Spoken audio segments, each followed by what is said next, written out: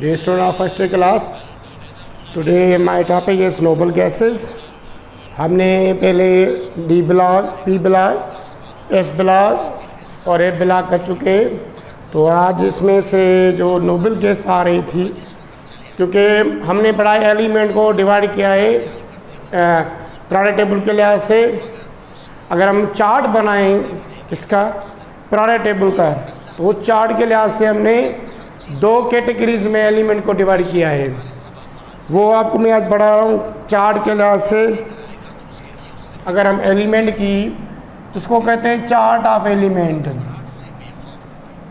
तो एलिमेंट्स को periodic table के लिहाज से हमने डिवाइड किया है दो पार्ट्स में। एक होता है मेन एलिमेंट, इसको मेन एलिमेंट भी कहते हैं, रिप्रेजेंट एलिमेंट भी कहते हैं, टिपिकल एलिमेंट भी कहते हैं। टिपिकल एलिमेंट्स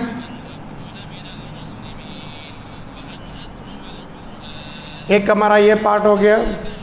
दूसरा पीरियोडिक टेबल के पार्ट हो गया ट्रांजिशन एलिमेंट्स। ऐसे बना एलिमेंट को पीरियोडिक टेबल के लिहाज से दो एलिमेंट्स, उनको दो क्लासिफिकेशन किया गया है, दो कैटेगरीज में डिवाइड किया गया है। एक है typical elements and main elements, second one is transition element. तो ट्रांजिशन को फिर दो पार्ट में डिवाइड किया गया है। ट्रांजिशन को दो पार्ट में, एक होगा आउटर ट्रांजिशन,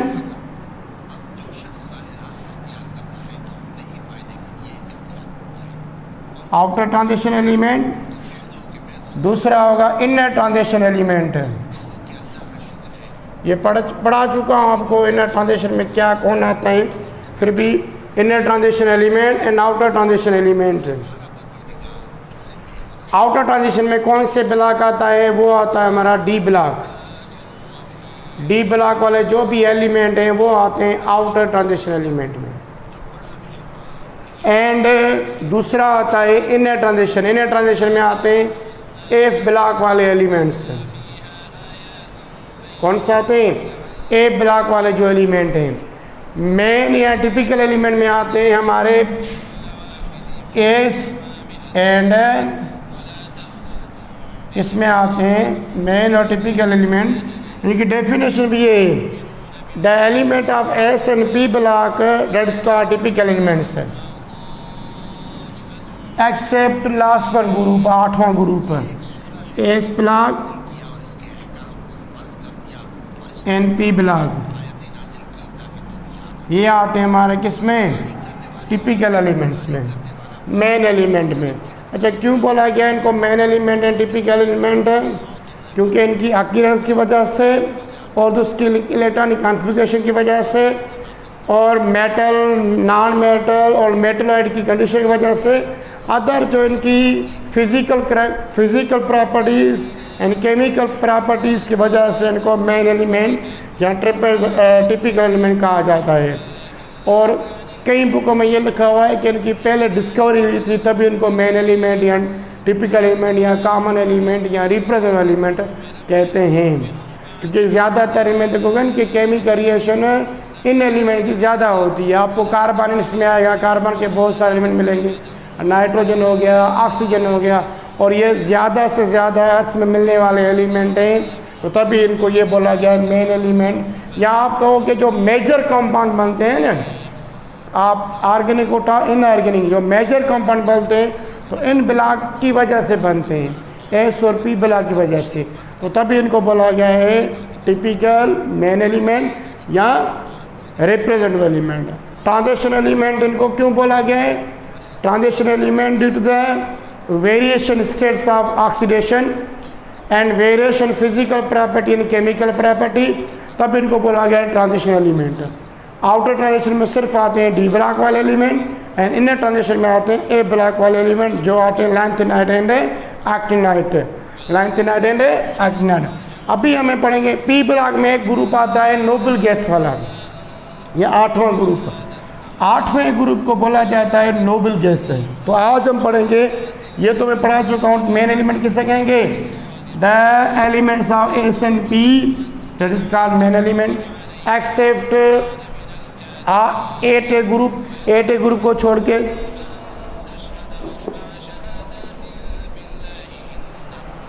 आज मैं पढ़ाऊंगा। ये हो गया चार्ट इसका simply.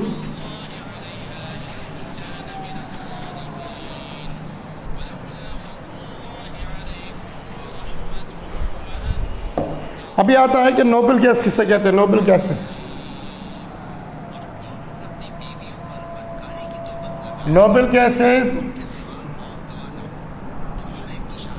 The eight A group of product table is called eight group. Eight group जो प्रोडक्ट टेबल में उसको बोला गया है Nobel gases.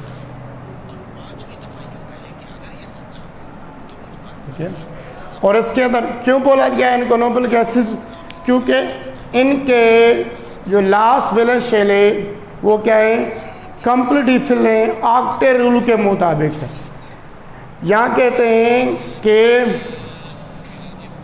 The element whose general atomic configuration, ये एमसीक्यूज में आता है तभी मैं आपको बता रहा हूँ।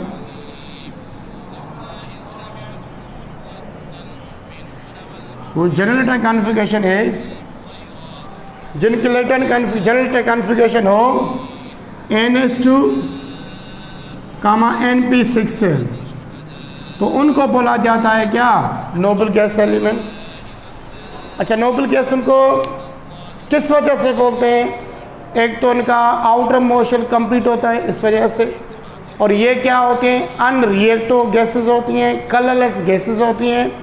ये ज़्यादातर क्या होती हैं, गैसेस फॉर्म में होती हैं। तो ये क्या होती हैं, अनरिएक्टिव होती हैं, ये रिएक्शन नहीं करती, कलरलेस होती हैं। तो दूसरा, इसको दूसरा क्या बोलता है, noble gases also called zero group. इनको जीरो ग्रुप भी बोला गया है, इनर्ट गैस ग्रुप भी बोला गया है। क्या बोला गया है, इनर्ट गैस ग्रुप भी बोला गया है। अच्छा, नोबल गैस में जो गैसेस होती हैं उनकी फिजिकल पेयर क्या होती है, कलरलेस। ठीक है, वो सारी की सारी कलरलेस होती है। उनकी बॉइलिंग पॉइंट, मेल्टिंग पॉइंट हम प्रॉपर वे से डिटरमाइन नहीं करते। उनके इलेक्ट्रोनेगेटिव वैल्यू नहीं होते। इलेक्ट्रोनेगेटिव वैल्यू क्यों नहीं होते, क्योंकि उनका आउटर मोशन क्या होता है, कंप्लीट होता है। यहाँ अदर फिजिकल प्रॉपर्टी भी लोगे तो वो आपको बराबर। तो नोबल गैस के मैं एग्जाम्पल ले रहा हूँ, जैसे एक्सेप्ट हीलियम को छोड़ के बाकी जो भी हैं उनको, पर हीलियम को भी लिया गया है एज नोबल गैसेस है। मैं यहाँ पे ले रहा हूँ neon and argon. Atomic number इसका 10, इसका 18। अगर आप इनकी इलेक्ट्रॉनिक कॉन्फ़िगरेशन लोगे या ऐसे ही आप इनकी स्ट्रक्चर बनाओगे, मैं स्ट्रक्चर बना रहा हूँ पहले इसकी एटॉमिक स्ट्रक्चर, तो ये मैं दो एग्जाम्पल लिखे, नियॉन, आर्गन, क्रिप्टॉन, ज़ीनॉन, ये आएंगे इसमें नोबल गैस में। जो 8वां ग्रुप है जो पी ब्लॉक वाला, उनको बोला जाता है नोबल गैस।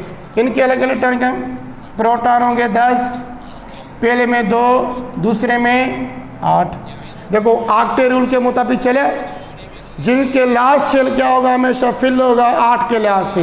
देखो ये 6 और 2 8। अभी अगर हम आर्गन की लें, मैं आर्गन का बना रहा हूँ, प्रोटॉन होंगे 18, पहले में 2, दूसरे में 8, तीसरे में 8। देखो इसका भी आउटर मोशन के 8 के मुताबिक है। इसका भी शेल देखो लास्ट में 8 इलेक्ट्रॉन है।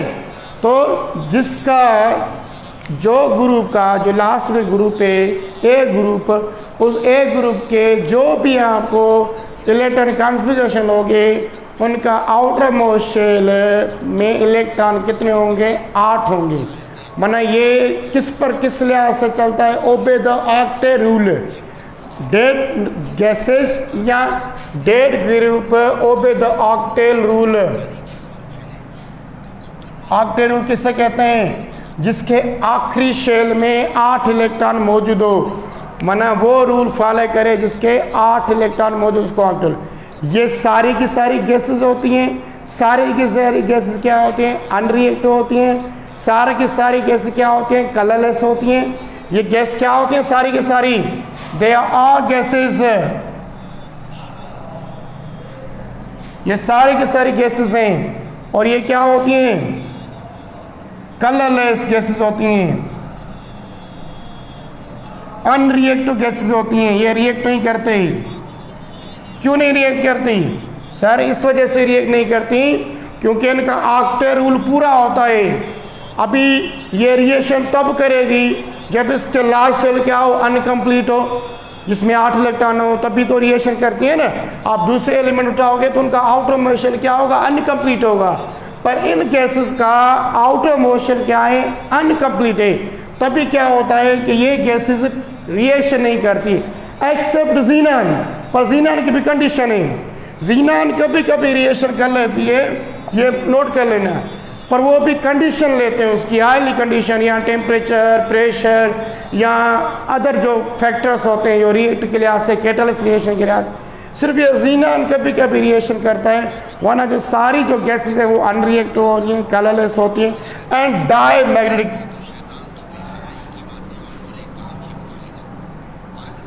और ये क्या होती हैं? डाई मैग्नेटिक एलिमेंट होते हैं।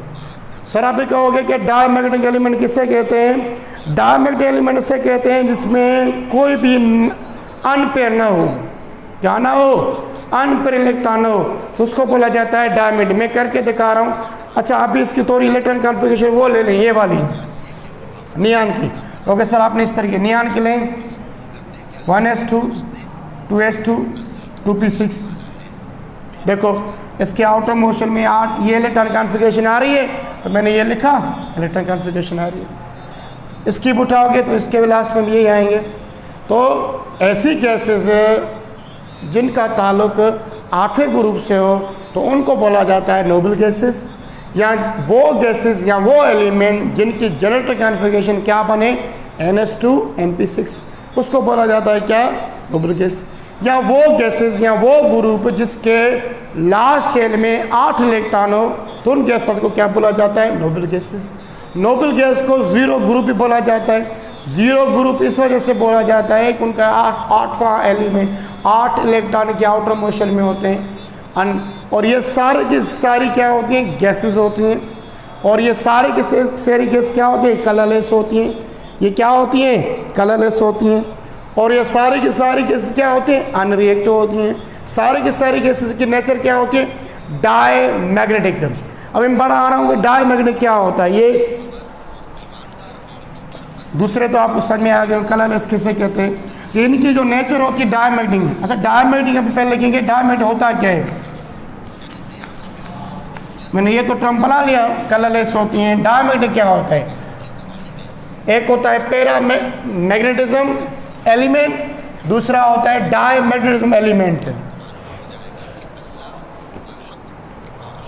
Die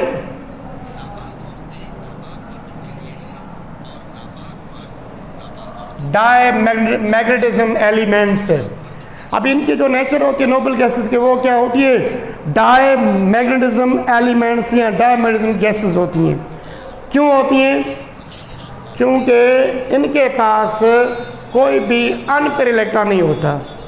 there are diamagnetic element किससे कहते हैं? The elements which have no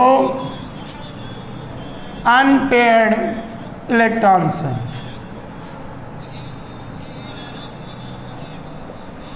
किसके मुताबिक? With respect to electron configuration. माना हम इलेक्ट्रॉन कॉन्फ़िगरेशन के लिहाज से डिटरमाइन करेंगे इनमें डाई मैग्नेटिक एलिमेंट किससे कहते हैं? जो एलिमेंट, जो सब्सटेंस पुराने टेबल में जो भी उठाओ जिनमें कोई भी अनपेयर इलेक्ट्रॉन ना हो। अनपेयर पेयर कहते हैं जिसमें 2 इलेक्ट्रॉन हो, अनपेयर कहते हैं जिसमें 2 इलेक्ट्रॉन ना हो। पर इसमें क्या होगा? कोई भी अनपेयर इलेक्ट्रॉन ना होगा। No any unpair electrons with respect to electronic configuration. अभी क्या होगा सर कैसे, मैं भी यहाँ पे एग्जांपल ले रहा हूँ क्योंकि मैंने बताया कि नोबल गैस वाले जो एलिमेंट गैसेस हैं, जो नोबल गैस वाले 8वें ग्रुप वाले सारे के सारे के नेचर क्या है, डायमैग्नेटिज्म है, डायमैग्नेटिज्म वाली प्रॉपर्टी रखते हैं एलिमेंट। तो कैसे मैं यहाँ पे कर रहा हूँ, देखो नियान को उठा रहे हैं, अगर नियान के इलेक्ट्रॉनिक कॉन्फ़िगरेशन ले तो कहेंगे सर 1s2 2s2 2p6।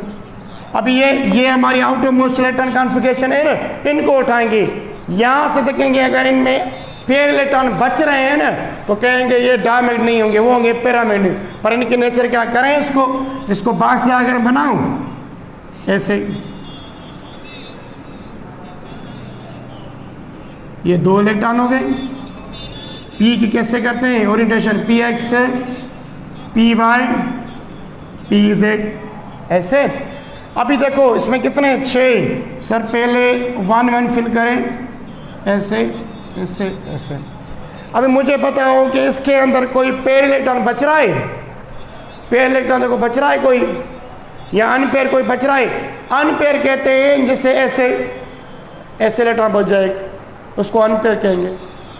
पर इसमें कोई भी अनपेयर इलेक्ट्रॉन नहीं है, देखो है कोई अनपेयर माना जिसमें पेयर ना हो, पर इनमें पेयर है। इसमें में 2 इलेक्ट्रॉन है, ये भी पेयर वाला इलेक्ट्रॉन हो गया, ये भी पेयर वाला इलेक्ट्रॉन हो गया, ये भी पेयर वाला हो गया, 2 इलेक्ट्रॉन है, ये भी पेयर वाला इलेक्ट्रॉन हो गया। पर हमने क्या पढ़ा, डायमैग्नेटिक नेचर किसको कहते हैं, जिसके अंदर कोई भी अनपेयर इलेक्ट्रॉन ना हो। यहाँ कहेंगे कि डायमैग्नेटिक उसको कहते हैं जिसके अंदर पेयर इलेक्ट्रॉन मौजूद हो with respect to electronic configuration. तो देखो नियान का मैंने एग्जांपल उठाया, नियान के सारे किसमें पेयर इलेक्ट्रॉन है, तो तब भी बोला जाता है कि नोबल गैस वाले जो एलिमेंट है वो क्या है, वो है डायमैग्नेटिज्म एलिमेंट है, सारे के सारे वो डायमैग्नेटिक नोबल गैसेस हैं। आप कोई भी एग्जाम उठाओ, मैंने एक उठा, अभी आर्गन का उठाओ सर, आर्गन का होगा 18 1s2 2s2 2p6 3s2 3p6। हमने ये उठानी है क्योंकि जब मैंने कहा कि हम किस तरीके से मालूम करेंगे, लास्ट आउटर मोस्ट शेल वाले इलेक्ट्रॉन कॉन्फ़िगरेशन देखेंगे। तो अभी इनकी उठाएं, इनके बॉक्स बनाओ, 2 इलेक्ट्रॉन 6 इलेक्ट्रॉन,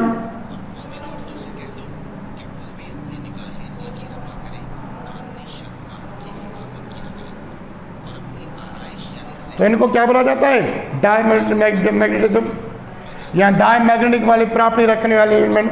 देखो आर्गन के भी सेम है, सारे पेयर में है, अगर ये पेयर में ना होता तो उसको क्या कहते हैं, उसको हम कहते हैं, अगर उसमें अनपेयर होते उसको बोलते पैरामैग्नेटिज्म एलिमेंट है। ये समझ में आ गया कि नोबल गैस को हम डायमैग्नेटिज्म एलिमेंट क्यों कहते हैं, क्योंकि इनके अंदर कोई भी अनपेयर इलेक्ट्रॉन नहीं होता।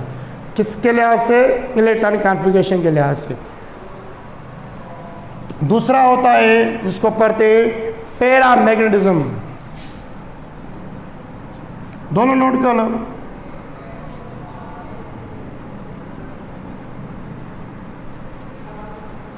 इसको कहते हैं कि वो एलिमेंट, द एलिमेंट्स, ऐसे एलिमेंट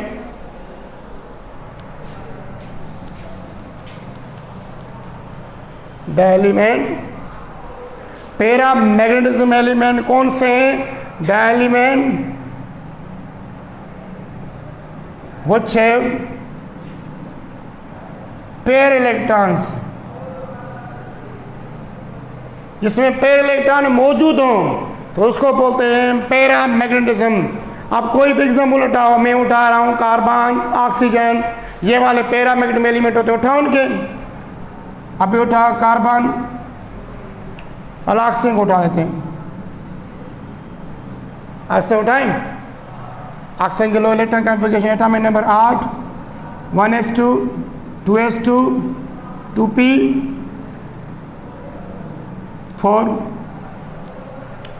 ऐसे।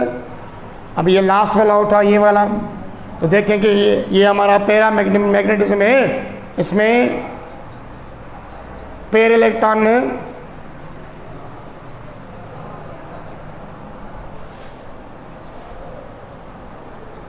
जिसमें अनपेयर इलेक्ट्रॉन हो, सॉरी वो अनपेयर इलेक्ट्रॉन, जिसके पास अनपेयर इलेक्ट्रॉन हो माना पेयर। अभी देखो ये वाला उठाओ, इसमें देखना आप खुद ही देखोगे, ऐसे इसको ऐसे बनाओ 2s, इसमें 2 इलेक्ट्रॉन, p वाला बनाए, ये p वाला बनाओ, इसमें होगा 2px 2py 2pz,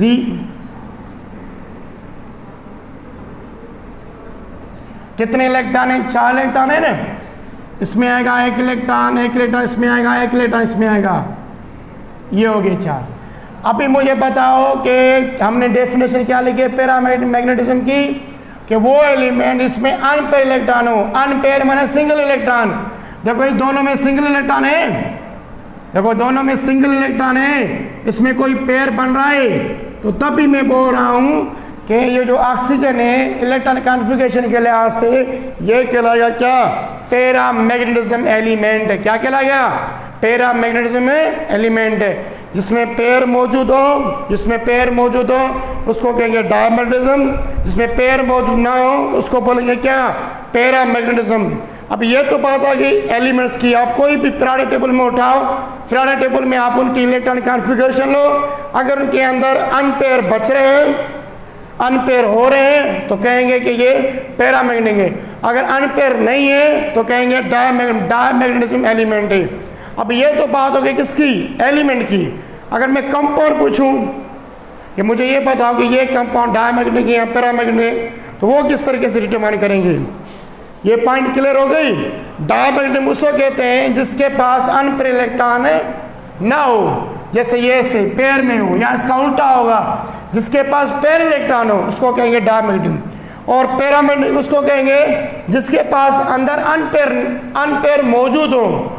देखो यहाँ पे सिंगल इलेक्ट्रॉन बच रहा है, पेयर समझ रहे हो ना, माना 2 इलेक्ट्रॉन हो, इलेक्ट्रॉन कॉन्फ़िगरेशन, पर इनमें क्या है? एक इलेक्ट्रॉन है ना, तो ये देखो सिंगल हो गया, तो इनके पेयर नहीं बने, माना अनपेयर मौजूद है। तो अनपेयर कहते हैं जिसका जोड़ा ना बने, जिसमें 2 इलेक्ट्रॉन ना बने इलेक्ट्रॉन कॉन्फ़िगरेशन के लिहाज से, तो उनको बोलेंगे पैरा मैग्नेटिज्म। अभी हम क्या करेंगे, अगर आपसे कोई पूछे, ये हमसे कुछ आता भी है और इंट्री टेस्ट में बहुत बार आया है कि आप मुझे ये बताओ कि पैरा मैग्नेटिज्म कंपाउंड कौन से होंगे। अभी पैरा मैग्नेटिक कंपाउंड को हम किस तरीके से डिटरमाइन करेंगे? कंपाउंड का कोई भी आपको कंपाउंड दे, पूछे कि क्या ये पैरा है, ये पैरा मैग्नेटिक कंपाउंड है या पैरा मैग्नेटिक है या डायमैग्नेटिक है,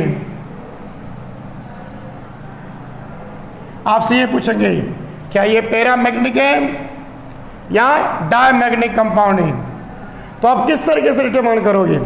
मैं ऐसे पूछूं कि मुझे ये बताओ कि कार्बन डाइऑक्साइड पैरा है क्या डाई, ऑक्सीजन गैस क्या पैरा है क्या डाई, मीथेन क्या पैरा है डाई, ऐसे पूछूं एल्यूमिनियम क्लोराइड क्या डाई है पैरा है, तो वहाँ से कैसे डिटरमाइन करेंगे? इनके लिए एक मैं आपको ट्रिक्स बता रहा हूँ, ये वेरी इंपॉर्टेंट ट्रिक्स है, ये नोट कर लो। ये ट्रिक्स फॉर डिटरमाइन है compound is a para dia, क्या वो पैरा बनेगा या डाई? तो इसमें मैं जो लेता हूँ वो तो ले लेता हूँ समेशन ऑफ इलेक्ट्रॉन्स। क्या है? Summation of electron. मैं अभी कंडीशन लिख रहा हूँ, अगर इफ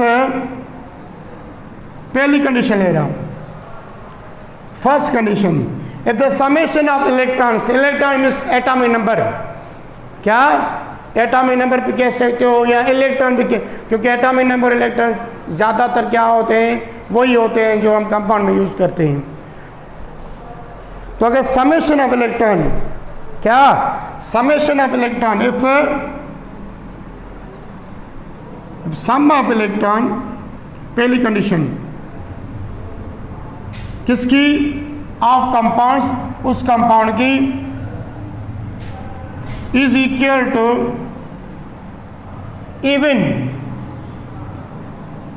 अगर वो इवन के बराबर आ रही है, अगर आप सम ऑफ इलेक्ट्रॉन ले रहे हो वो इवन के बराबर आ रही है, इवन मीन 2 4 5 6 8 के बराबर आ रही है, तो हम उन कंपाउंड को कहेंगे दिस कंपाउंड इज डायमैग्नेटिक। उस कंपाउंड को क्या बोलेंगे? डायमैग्नेटिक। एक्सेप्ट, जो इवन कौन सा एक्सेप्ट है? 10 और 16 एक्सेप्ट, ये थोड़ी इसमें कंडीशन है। एक्सेप्ट कौन सी? एक्सेप्ट 10 और 16। अगर 10 और 16 आ रहा है तो वो डाई नहीं होगा। अगर आप इवन आ रहा है, इवन में अगर 10 और 16 आ रहा है ना, तो वो हम उसको डाई नहीं कहेंगे, उसको कहेंगे पैरा। ये कंडीशन याद करनी है। अगर आपका summation compound, summation of electrons किसी भी कंपाउंड का बराबर आए इवन नंबर के, उनको इवन के लिहाज से मैं कराऊंगा एग्जांपल, तो वो कंपाउंड क्या कहलाएगा? डायमैग्नेटिक। एक्सेप्ट 10 और 16, अगर 10 और 16 आएगा तो उसको पैरा बोलेंगे, उसको हम डाई नहीं बोलेंगे। दूसरी कंडीशन, इफ, ये दोनों लिख लो condition, if the electron sum of compound is equal to odd, then we called paramagnetic. उस कंपाउंड को क्या बोलेंगे? Paramagnetic compound. मैंने दो कंडीशन लिखवाई, अभी हम दोनों कंडीशन के लिहाज से एग्जांपल कर रहे हैं और आपको क्लियर हो जाएगा। कंपाउंड पुट एटॉमिक नंबर और इलेक्ट्रॉन के एटॉमिक नंबर जो होंगे, जो इलेक्ट्रॉन नंबर, अभी मैं ऐसे 2-3 एग्जाम्पल यहाँ पे लिख रहा हूँ। नाइट्रोजन डाइऑक्साइड, ठीक है, कार्बन मोनोऑक्साइड,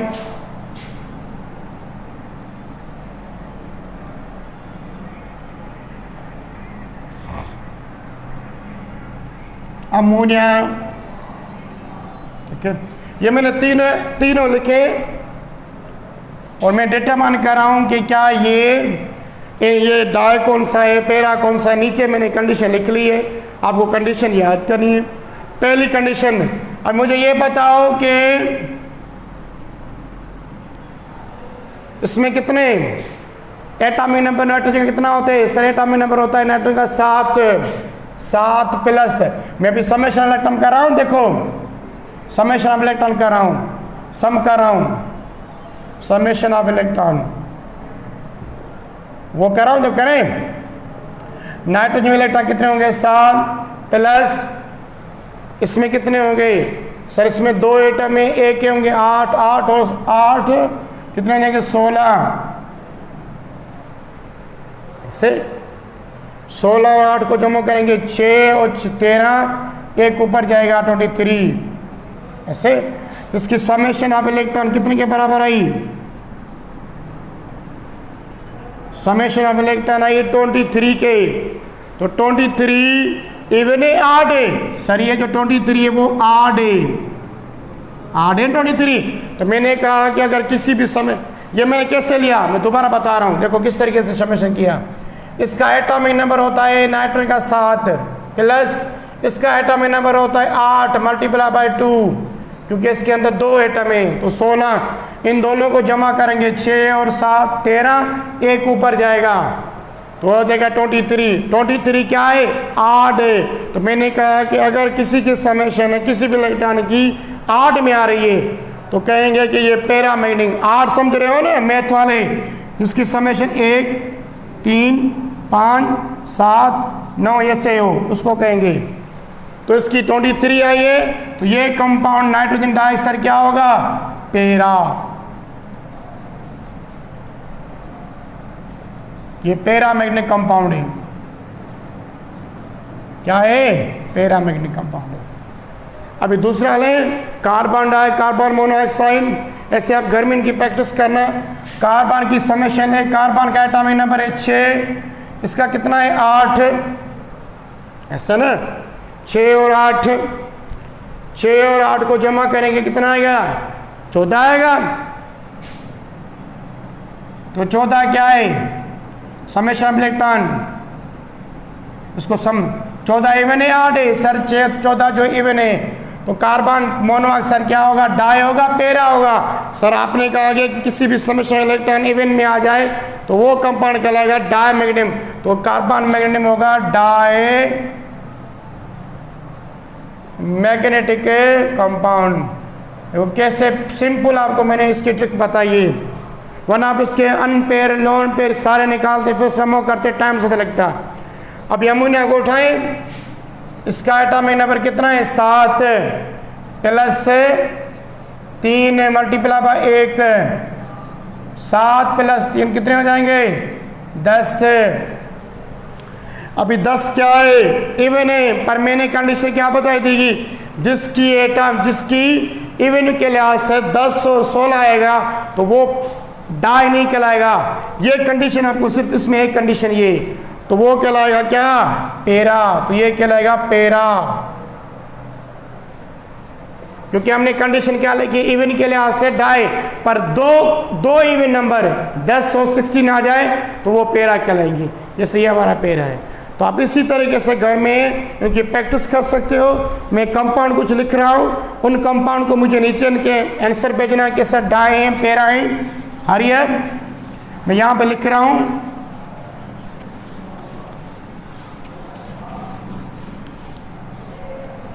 मैं कंपाउंड को ये डिटरमाइन करके मुझे नंबर वाइज बताना, कि कमेंट बॉक्स में बताना सर ये diamond NO3 -1 PO4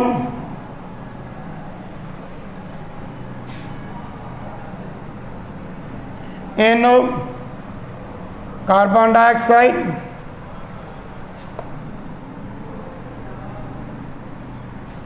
CA3Cl, last one HPO4,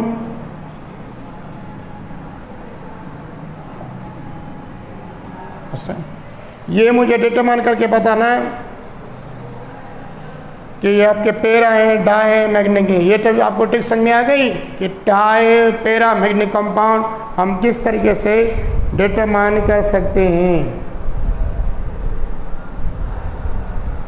We determine the para and diamagnetic by using the sum tricks। वो मैंने आपको ट्रिक्स बताई, किस तरीके से बताई कि अगर किसी की समेशन हम ले रहे हैं वो इवन के बराबर आ रही है तो वो कहलाएगी क्या? डाई। अगर वो 8 के बराबर आ रही है उसको कहेंगे पेरा। इवन में सिर्फ 10 और 16 को छोड़ के 10 और 16 होंगे तो कहेंगे पेरा। ये मैंने आपको कंपाउंड्स दिए हैं, इन कंपाउंड्स की आप डिटरमाइन करना कि ये डाई हैं, पेरा हैं। मुझे इस पे कमेंट्स बॉक्स में मुझे इनके आंसर भेजना।